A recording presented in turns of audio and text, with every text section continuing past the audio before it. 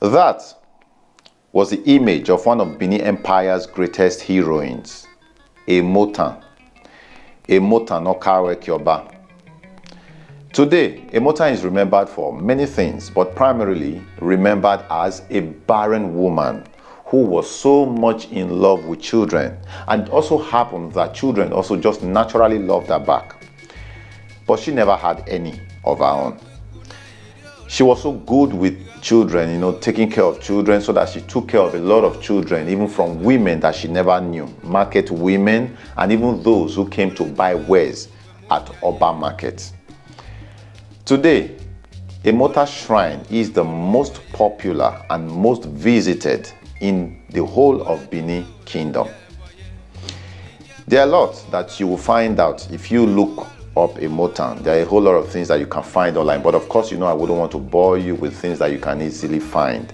So, I understand that a lot of people do not know the meaning of the name Emotan. So this video is on the meaning and etymology of the name Emotan. Welcome back to my page. My name is Ezomo Kakadu.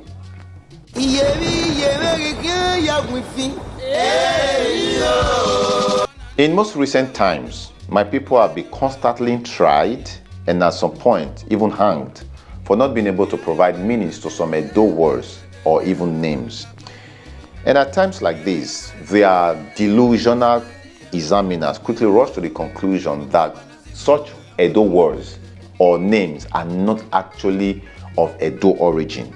And they quickly use this point to buttress their fallacies. But the question is, are they right? Are they correct? Is this true? And of course, the answer is no. What a lot of my people do not understand is the fact that, first of all, the version of Edo language that we use or speak today is quite different from the version that was used, let's say, 300 years ago. This diachronic version that we use today has been through a lot, has gone through a lot of process. It has been affected or influenced by colonization, by association, by even our immediate neighbors, by even naturally time. And the beautiful thing about this is not peculiar to only Edo. I think it cuts across every language in the world. Language is generally dynamic. So let's even take, for example, the English language. You would agree with me that the English language used today is different from the English language that was used in the 15th or 16th century. So that if you were to juxtapose this modern English and Shakespearean English, for example, for those who know Shakespearean English, if you were to juxtapose these two versions of English, you will see clearly the difference. So it is not peculiar to only Edo. Now that is to say, in Edo language, a lot of words that were in existence, let's say centuries ago, have become obsolete. They are no longer in the dictionary of the language. They are no longer in use. So when someone comes to you and begin to ask you the meaning of the name of some of our Oba, or the meaning of the names of some of our Wiso or some historical personages, and you cannot figure out the meanings, you don't have to beat yourself over this. Another factor is the fact that most Edo names, if not all, most Edo names are not actually born or carved out of single words. Most Edo names are carved out from phrases, sentences, and even sometimes proverbs.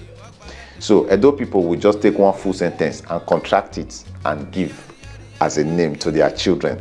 And you'll agree with me that in most African society, if not all, parents will name their children according to some experiences, so to some things that they've actually been through. It could be maybe some things they experienced during the pregnancy or during whenever it was. All right, so they just use these experiences to name their children. The Edo society was not different, or is still not different. So when we name our children, most of the time, these names are just contracted sentences, phrases, or proverbs. So when you hear the name Imati Tikwa, it sounds like one word, but that is a full-blown sentence. When you hear the name Edokparogbonyun. This is somebody's name. Edokparogbonyun is somebody's name, but that is not one word. It is a full-blown sentence, but now contracted as a name and give it to someone. So there are so many names like that that you cannot figure. If I ask you the meaning of the name Ekato, for example, now I know a lot of Edo people will fail this Ekato, whereas the meaning of Ekato is just Ehwayato, another full sentence. Lastly, is the fact that most Edo people do not have access to Edo dictionary. Many of you do not even know that Edo language has dictionaries. Yes, Edo language has dictionaries, and now I have two of those dictionaries, but not all Edo people have these dictionaries.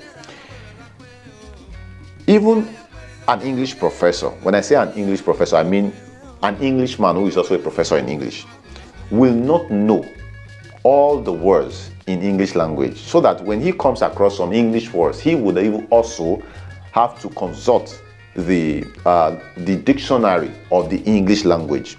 So in the same way, you wouldn't expect that when you just throw a word or a name of maybe a pastor bar or giso to any Edo person, you expect them to give you the meaning. Not possible. Emotan hailed from Enya. Enya is now in a community along Benin-Auchi Road, that Aduwawa area, for those who know Benin. And she lived in the 15th century during the reign of Oba Owen and Oba Ewa Ogedigan I. Emotan was actually born as Uwaraye. Her birth name was Uwaraye. She was never called Emotan. Her name was Uwaraye. And when she came of age, she got married. Most of you do not know that Emotan actually got married. Yes, Emotan was married. And she was married to a Bini chief. And that is Chief Azama of Iogbe, or Azama Niogbe. But she was married to Azama Niogbe as the second wife. So the first wife to Azama Niogbe was by the name Abe. Now looking at the personality of Abe, Abe was a great housewife. She was a great housewife. She was the type this generation will refer to as wife material, 100 years, if you know what I mean. She was good in everything. She was so domestic. She was good in the kitchen. She was good taking care of children. She was good with everything, probably in the other room too. Sorry. So she was a great housewife. But on the other hand, Uwaraye or Emotan was not a very domestic woman. She was not good with the chores. She wasn't anything close to a good housewife. Though most of the time she tried to push herself to do all of these things, but the more she tried, the more mess she made. So this actually ended her a nickname or a teasing name from her husband, Azama. Azama would refer to her as Emotan. I could simply give you the meaning to the term Emotan, but I wouldn't want to do that. So what I want to do is to give you the opportunity to come with me so that together we can consult the dictionary of the language. Laziness or indolence. All right, so let's take a look at another dictionary. A lazy or an indolent person. So this is the term Azama Niogbe, that is the husband to Uwaraye or Emotan, used to refer to Emotan because she was seen as lazy, because she didn't know her way around the home chores. She was not domestic. So he would tease her. He would tease her with that term, Emotan. So it was this name, Emotan, that was later gradually corrupted as Emotan. I hope you enjoyed this short video. I hope you've learned a thing today. If you didn't know, now you know. So I implore you, teach these things to your children. Emotan